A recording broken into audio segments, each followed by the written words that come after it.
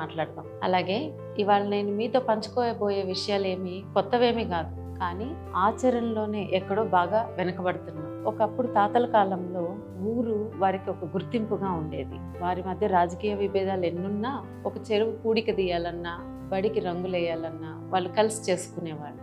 అలాగే సంక్రాంతి పంటని అందరితో కలిసి పంచుకునేవాళ్ళు.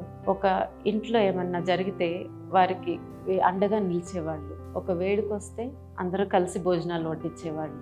అలాగే తర్వాత తరం వచ్చేసరికి చాలా మంది పట్టణాలు వెళ్ళారు. పట్టణాలు వెళ్ళేదానికి ఊరు పోయింది. కేవలం ఒక ఇద్దరు పొరుగు వారు మాత్రం మిగిలారు. సో మన ఆలోచనలు కూడా నా ఇల్లు, నా కుటుంబం అంతవరకే పరిమితం అయిపోయాయి. ఆ తర్వాత తరం మా తరం.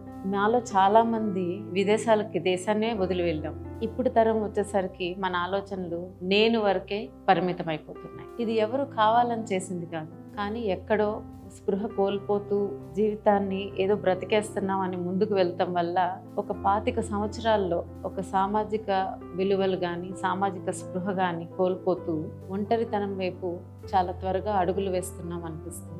ఇది మనం చాలా తీవ్రంగా ఆలోచించాల్సిన విషయం. ఎందుకంటే రాబోయే 5-10 సంవత్సరాల్లో ఎన్నో రకాల మార్పులు రాబోతున్నాయి. అవి ఎలాంటివో కూడా మనకు సరిగ్గా తెలియదు. వాటిల్లో మనం మంచివి మాత్రమే తీసుకొని విలువల్ని పెంచుకుంటూ ముందుకు వెళ్తేనే ప్రశాంతమైన మనుగడ ఉంటుంది. అలా కాకుండా కేవలం ఆర్థిక లాభాల మీదే దృష్టి పెట్టి విలువలను దిగజార్చుకుంటే మాత్రం రాతి యుగం వైపు అడుగులు వేసినట్టే.